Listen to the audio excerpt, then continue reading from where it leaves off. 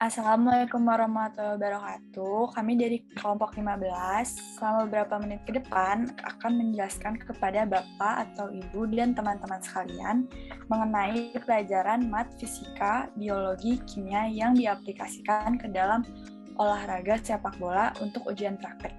Saya Najmi Kalisa, absen 26 kelas 12-2 akan menjelaskan materi yang ada di biologi.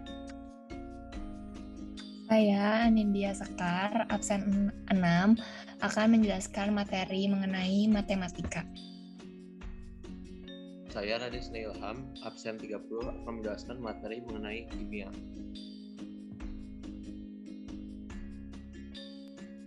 Saya Raima Anissa, absen 31, akan menjelaskan mata pelajaran fisika. Assalamualaikum warahmatullahi wabarakatuh. Saya Najmi Kalisa, absen 26, kelas XI2. Di sini saya akan menjelaskan tentang permainan sepak bola atau olahraga sepak bola yang berkaitan dengan pelajaran biologi. Yang pertama itu adalah salah satu teknik dalam sepak bola, yaitu menendang bola. Menendang bola itu membutuhkan alat gerak. Alat gerak yang berfungsi pada saat menendang bola itu ada otot dan tulang. Otot yang berperan pada saat menendang bola itu ada femur, tibia, fibula, tarsal, dan metatarsal. Sedangkan pada otot itu yang digunakan ada otot betis dan otot paha. Di sini ada gambar tulang femur.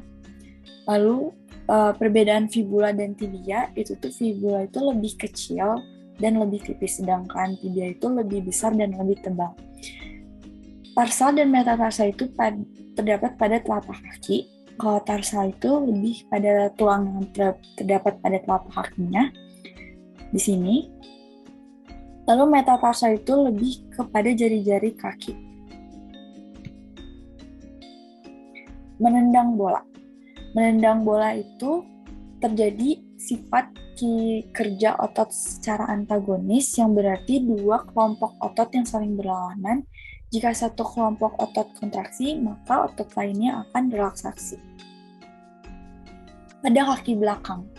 Pada kaki belakang, kerja otot hamstring yang ada di belakang paha akan berkontraksi. Sedangkan otot quadriceps yang ada di paha bagian depan akan merenggang atau berelaksasi. Pada kaki depan itu berkebalikan, yaitu kerja otot hamstring akan merenggang dan otot quadriceps akan berkontraksi. Melempar bola. Melempar bola adalah salah satu usaha yang dilakukan oleh pemain untuk menguasai bola atau melambungkan bola ke udara. Otot-otot lengan yang berperan pada teknik melempar adalah otot ekstensor siku. Di sini ada siku, yaitu otot triceps. Pada saat pemain mengalirkan tangan ke belakang sebagai awalan lemparan, kemudian lengan bergerak mendorong ke arah depan atas seperti ini, sejauh mungkin dengan sudut gerak yang kurang lebih 45 derajat. Kayak gitu. Lalu, untuk menggerakkan pergelangan tangan, ialah dengan otot flexor carpio ulnaris dan palmaris longus. Untuk menggerakkan lengan, ialah dengan latissimus dorsi, pectoralis major, dan teres minor. Tapi pada melempar bola itu terjadi salah satu gerakan, yaitu flexor dan extensor. Flexor, bisa dilihat pada gambar, flexor, otot bisepsnya akan kontraksi, sedangkan otot tricepsnya akan relaksasi, yang terjadi pada lengan bawah tertarik ke atas.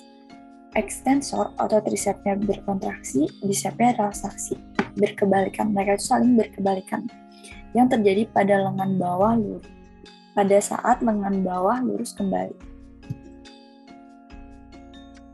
Pada saat menendang bola juga ada beberapa sendi yang berperan. Ada dua sendi yang berperan, yaitu sendi engsel dan sendi peluru. Sendi engsel itu memungkinkan gerak ke satu arah seperti gerakan pintu. Ini salah satu contohnya yang terjadi pada siku dan terjadi pada lutut. Lalu ada sendi peluru. Sendi peluru itu adalah gerakan memungkinkan gerak ke segala arah, yang terjadi pada hubungan antara tulang bahu dengan tulang lengan atas, seperti ini, dan terjadi pada hubungan antara tulang panggul dengan tulang paha. Bisa dilihat pada gambar, ini ada ditunjukkan bagian tulang lengan atas dan bahunya itu pada saat sendi peluru yang berperan. Lalu di sini ada sendi engsel, tulang lengan atas dengan tulang lengan bawah. Sendi peluru juga terjadi pada tulang panggul dengan hubungan antara tulang panggul dengan tulang paha yang ditunjukkan pada gambar, dan ada sendi engsel juga pada lutut. Di sini ada gambaran gerakan sendi engsel.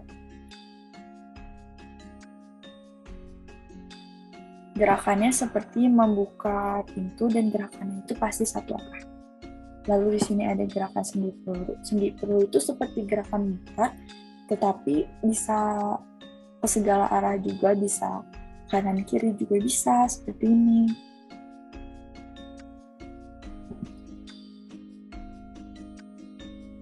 Gerakan muter juga bisa, gerakan kanan kiri, gerakan satu arah, atas bawah, semua bisa.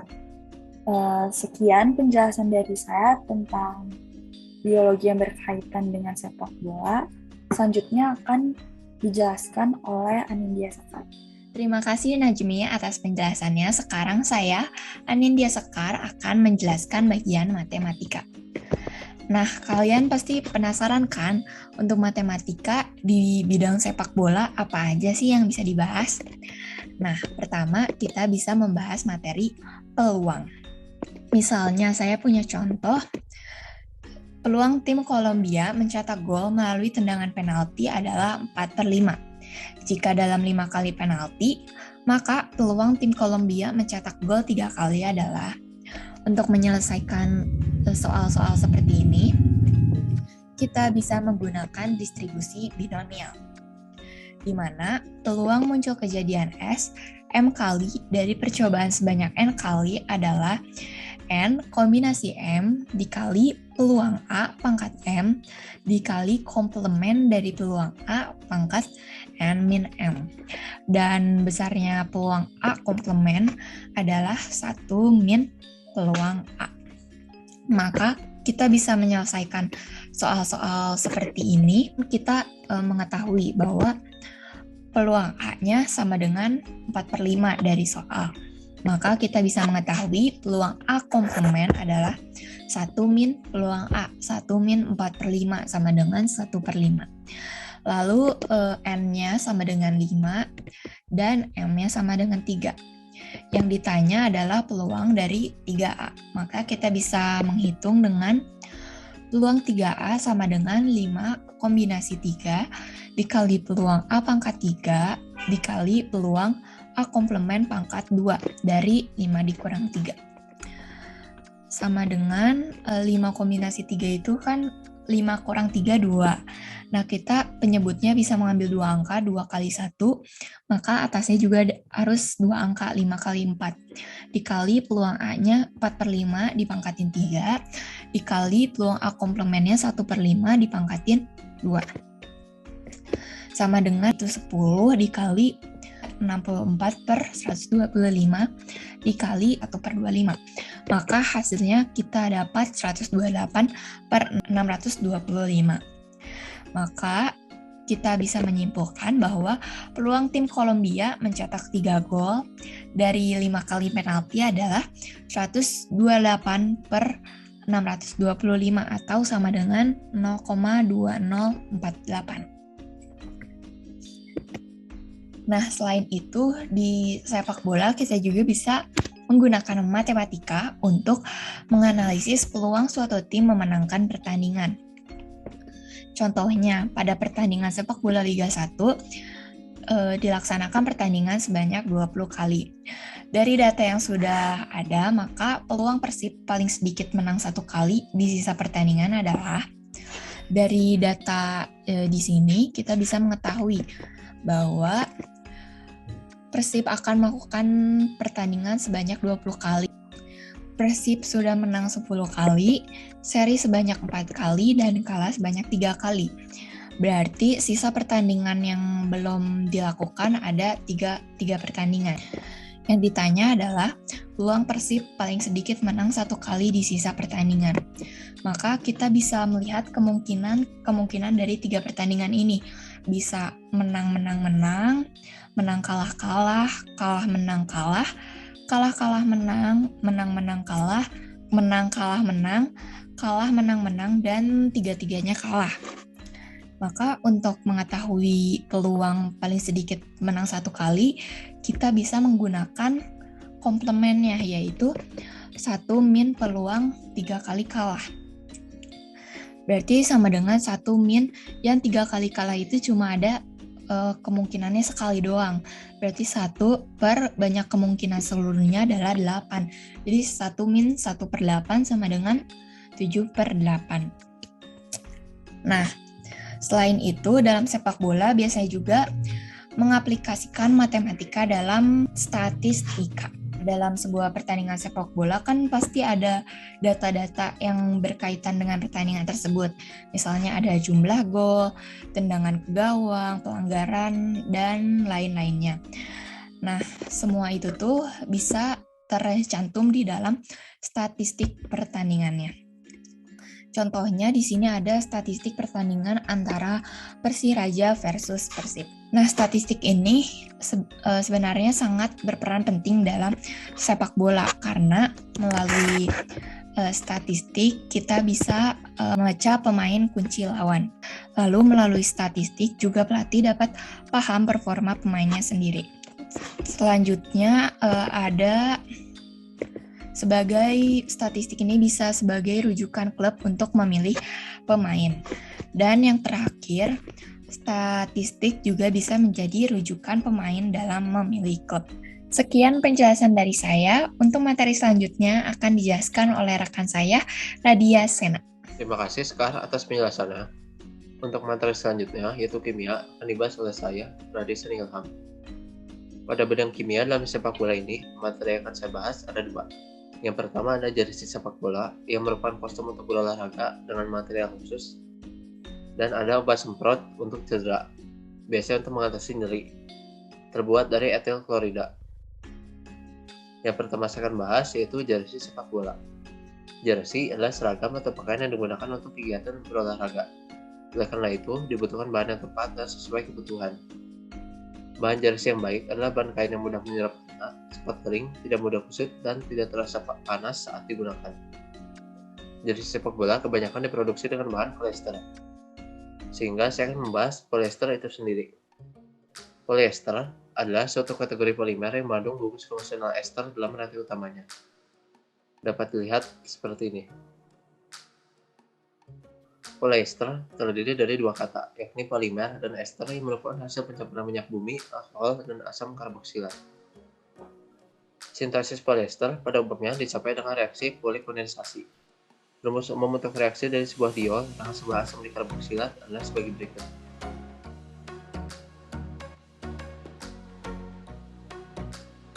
Kemudian selanjutnya, saya akan membahas bahan mentah utama pembuat polyester. Yang pertama ada purified terephthalic acid atau PTA. Nama lainnya 1,4 dibenzen dikarboksilik acid. Rumus molekuler C6H4COH2. Berat molnya 166,13. Kemudian ada dimethyl terephthalate atau DMT. Nama lainnya 1,4 dibenzen dikarboksilat acid dimethyl ester. Rumus molekuler C6H4COCH3 2. Berat molnya 194,19. Kemudian selanjutnya ada monoetilena glikol atau MEG. Rumusnya 1,2 etendiol.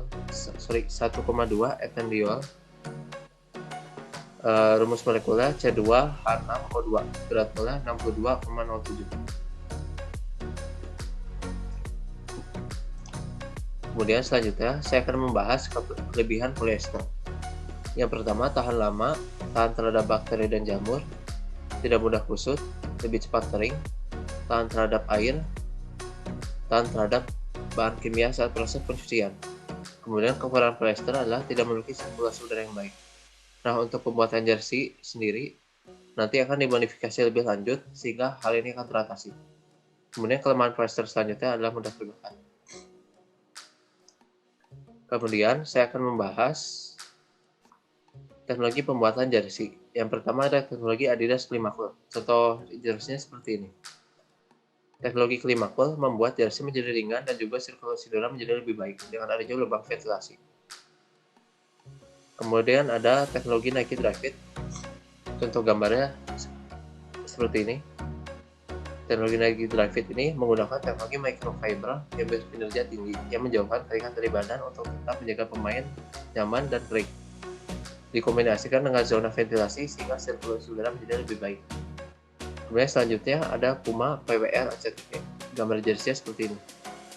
Teknologi yang menggabungkan plaster atletik dan kain yang sesuai dengan kompresi dalam jersey-nya. Jadi teknologi ACTV ini adalah teknologi kompresi yang membantu mengurangi getaran pada atlet.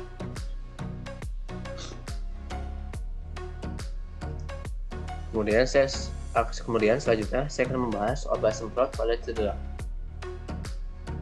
Obat semprot yang digunakan untuk mengatasi nyeri akibat cedera pada sepak bola atau pada olahraga lainnya adalah etil klorida. Etil klorida adalah obat anestesi lokal yang dapat digunakan untuk mengontrol rasa nyeri terkait suntikan, proses bedah minor seperti drainase abses kecil dan analgesik sementara pada cedera olahraga ringan. Etil klorida adalah agen vapor coolant atau pendingin kulit yang ditujukan untuk pemberian topikal. Obat ini juga dapat digunakan sebagai counter iritan dalam tata laksana nyeri, miofasial, dan ketegangan otot. Saya akan membahas etil klorida itu sendiri. Etil klorida yang diberikan dalam bentuk aerosol akan menguap dengan cepat dari permukaan kulit. Pemberian etil klorida akan menyebabkan pendinginan jaringan hingga minus 20 derajat Celcius yang menghasilkan ketidakpekaan secara perifer. Hal inilah yang menimbulkan efek anestesi lokal selama beberapa menit. Etil klorida adalah golongan kloroetan paling sederhana dan paling toksik, yaitu etanol dengan satu hidrogen yang disubstitusi oleh klorin. Gas ini tidak berwarna pada suhu dan tekanan ruangan. Etil klorida memiliki formula kimia atau rumus kimia yaitu C2H5Cl dan berat molekul 64,52 gram per mol. Agen ini memiliki densitas yang lebih rendah dari air dan tidak larut dalam air. Kemudian selanjutnya saya akan membahas proses pembuatan etil klorida itu sendiri. Bisa dengan 3 cara. Yang pertama, klorinase etana, yaitu reaksi yang terjadi pada proses termal klorinase adalah C2H6 plus Cl2 menjadi C2H5Cl plus HCl. C2H5Cl itu tadi adalah rumus kimia dari etil klorida. Hidroklorinase etilen dapat terjadi pada fase uap dan fase cair. Reaksi yang terjadi adalah C2H4 plus HCl menjadi C2H5Cl. Reaksi yang ketiga dapat dibuat dengan cara reaksi katalitik etanol dan hidrogen klorid. Etanol dan hidrogen klorida direaksi dengan katalisis klorida pada temperatur 160 sampai 155 derajat Celcius menghasilkan etil klorida dan air. Reaksi yang terjadi adalah C2H5OH plus HCl menjadi C2H5Cl plus H2O. Ini gambar dari etil klorida atau obat semprot ini. Ya, sekian materi dari saya. Mohon maaf apabila ada kesalahan. Untuk materi selanjutnya akan dijelaskan oleh rekan saya, yaitu Rahima Anissa. Hai semuanya, namaku Rahima Anissa, absen 31 kelas 12-2. Nah, sekarang aku mau melanjutkan untuk menjelaskan materi dari pelajaran fisika yang berkaitan dengan olahraga sepak bola. Nah, di sini ada 2 materi yang mau aku jelasin, dan yang pertama itu adalah mengenai gerak parabola, dan yang kedua adalah modulus geser. Nah, yang pertama, gerak parabola ini merupakan perpaduan GLB dan GLBB. GLB itu gerak lurus beraturan, dan GLBB itu gerak lurus bebas beraturan. Nah, gerak parabola ini sendiri adalah gerak yang membentuk sudut tertentu terhadap bidang horizontal pada gerak parabola. Nah, pada gerak parabola ini gesekannya itu diabaikan dan gaya yang bekerja padanya hanyalah gaya berat atau percepatan gravitasinya aja. Nah, untuk materi kedua, modulus geser ini itu adalah satu dari beberapa kuantitas untuk pengukuran kelakuan suatu bahan. Semuanya bermula dari generalisasi dari hukum Hooke. Modulus geser menyatakan respons suatu bahan terhadap tegangan geser seperti memotong sesuatu dengan gunting yang tepul. Nah, sekarang kita lanjut untuk memperdalam materi pertama, yaitu gerak parabola. Nah, kita bisa lihat nih contoh salah satunya dari menendang bola. Kita bisa lihat dari video ini. Pertama di cuplikan tersebut kan ada seseorang menendang nih. Nah, pada saat menendang, kecepatannya itu biasanya kita sebut dengan V0 karena kecepatan pertama jadi 0. Lalu bola itu akan bergerak ke atas hingga mencapai ketinggian yang maksimum. Nah, itu ada di sini ketinggian maksimumnya. Nah, ketika mencapai di ketinggian maksimum itu, bola akan memiliki kecepatan yang sebesar 0. Bisa lihat nih di gambar di atasnya, V sama dengan 0, jadi udah nggak ada kecepatan lagi di ketinggian maksimum tersebut. Bola lalu setelah mencapai titik tersebut, bola itu akan kembali jatuh ke bawah.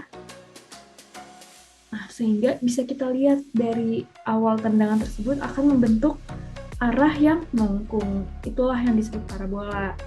Nah, terus kita bisa lihat nih dari konsep tersebut ada beberapa rumus yang biasa kita gunakan kalau misalnya ngerjain soal-soal dan yang berkaitan dengan konsep parabola ini.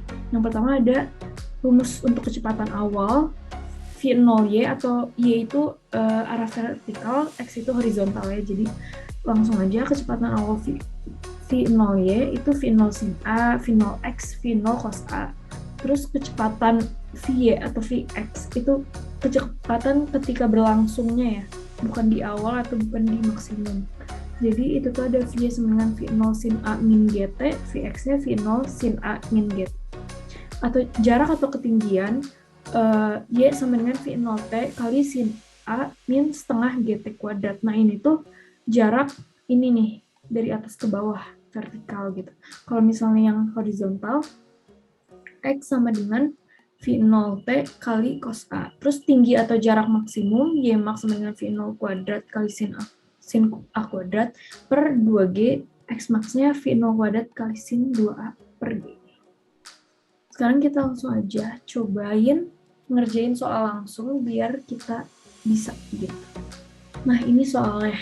Jadi soalnya itu Nisa menendang sebuah bola dengan sudut elevasi 53 derajat dan kecepatan awal 5 meter per second. Tentukanlah jarak tempuh maksimum yang akan dicapai bola tersebut. Jadi kita langsung aja kumpulin apa aja sih yang diketahui dari soal ini. Nah yang pertama itu menendang sebuah bola dengan sudut elevasi 53. Berarti sudut elevasi itu kan alfa, sudut kita lambangkan sebagai alfa. Jadi sudut alfa sama 53 derajat. Terus kecepatan awal V0 sama 5 meter per second. Kemudian yang ditanyakan adalah jarak tempuh maksimum yang akan dicapai bola. X max-nya sama dengan berapa? Nah dari ini kita bisa dari tabel yang tadi udah aku sebutin, kita langsung aja pakai rumus X max karena yang dicari adalah jarak tempuh maksimum yang akan dicapai bola tersebut. Jadi pas udah ditendang jarak dia tuh ntar berakhir maksimumnya di berapa meter gitu. Langsung kita jawab aja, masukin ke rumus. V0 kuadrat itu 5 kuadrat dari diketahuinya. Terus sin 2A itu bisa kita ubah jadi 2 sin A cos A. Terus kita masukin deh alfanya, jadi 5 kuadrat itu 25 kali 2 sin yang diketahui 53 berarti sin 53 cos 53 per gravitasinya 10. Kenapa 10? Karena di soal nggak ada keterangannya, jadi kita langsung harus tahu kalau misalnya gravitasi itu 10 meter per second kuadrat. Kita masukin, terus kalau udah nih kita masukin sin 53 itu 0,8, cos 53 0,6, langsung kita kaliin dan kita bagi sama 10, hasilnya 2,4 meter. Jadi kita bisa tahu kalau jarak maksimumnya adalah 2,4 meter. Nah, selanjutnya untuk materi kedua kita akan membahas mengenai modulus geser. Tadi udah dijelaskan secara singkat, kita bahas lagi kalau misalnya modulus geser itu didefinisikan sebagai ukuran kekakuan gerak geser elastis dari material dan juga disebut sebagai modulus kekakuan. Nah, jadi dari definisi tersebut kita bisa simpulin bahwa parameter ini bakal menjawab pertanyaan tentang seberapa kaku sih benda yang sedang kita amati itu. Nah, modulus geser sendiri adalah respon material terhadap deformasi benda karena tegangan geser, dan ini berfungsi sebagai ketahanan material terhadap deformasi geser. Bisa lihat di PowerPoint, gambarnya ini sebelum digeser dan sesudah digeser. Nah, untuk modulus geser ini sendiri ada beberapa rumus yang biasa dipakai dalam pengaplikasiannya ke dalam soal-soal. Yang pertama yaitu rumus tan alfa sama dengan delta L per LO, lalu ada G sama dengan F kali LO per A kali delta L, G sama dengan F per A kali tan alfa. Nah, G ini sendiri melambangkan modulus geser tersebut. Selanjutnya,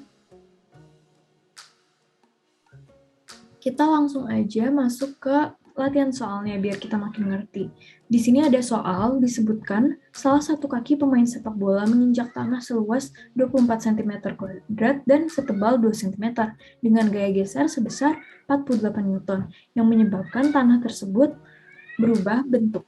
Jika sebesarnya modulus geser tanah adalah 2 kali 10 pangkat 4 N per M kuadrat, sudut geser tanah tersebut adalah, jadi yang ditanyakan adalah alfanya ya. Nah, kita langsung kumpulin dulu yang diketahui. Yang pertama itu ada A.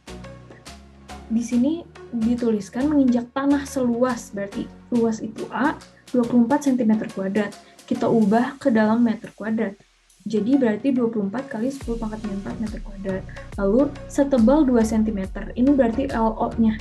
LO-nya itu jadi 2 cm dan kita ubah juga ke meter menjadi 2 kali 10 pangkat min 2. Lalu disebutkan dengan gaya geser sebesar 48 Newton. Gaya geser tersebut kita lambangkan F. F-nya sama dengan 48 Newton. Lalu yang terakhir disebutkan besar modulus gesernya adalah 2 kali 10 pangkat 4 Newton per M kuadrat. Nah, udah kita kumpulin diketahuinya, terus terakhir ditanya yaitu alfanya atau sudutnya berapa. Kita bisa langsung dari tiga rumus yang tadi udah aku liatin, kita ambil yang ini, G sama dengan F per A kali tan alfa, karena ini udah mencakup semua yang ada diketahui kan. Langsung kita masukin aja, G sama dengan F per A kali tan alfa. Nah, G-nya 2 kali 10 pangkat 4 sama dengan F yang 48 per 24 kali 10 pangkat 4 tan alfa. Kemudian kita ke kiriin tan alfanya, kita pindah ruasin karena kita bakal nyari A-nya kan, alfanya. Terus kalau udah, berarti ininya jadi ke bawah, 2 kali 10 pangkat 4-nya jadi ke bawah. Terus setelah kita bagi 48 dengan 24 kali 10 pangkat 4 kali 2 kali 10 pangkat 4, berarti menjadi tan alfa sama dengan 1. Nah, tan alfa yang 1, yang hasilnya adalah 1 adalah 45 derajat. Nah, berarti kita bisa ketahui jawaban dari pertanyaan soal kali ini, yaitu sudut gesernya sebesar 45 derajat. Nah, kayaknya kira-kira begitulah materi fisika yang bisa saya sampaikan, sekaligus juga mengakhiri presentasi kelompok 15 ini. Kami mengucapkan terima kasih dan semoga materi-materi yang sudah kami sampaikan dan sudah kami jelaskan tersebut dapat bermanfaat bagi ibu bapak atau teman-teman sekalian. Cukup sekian dari kami. Wassalamualaikum warahmatullahi wabarakatuh.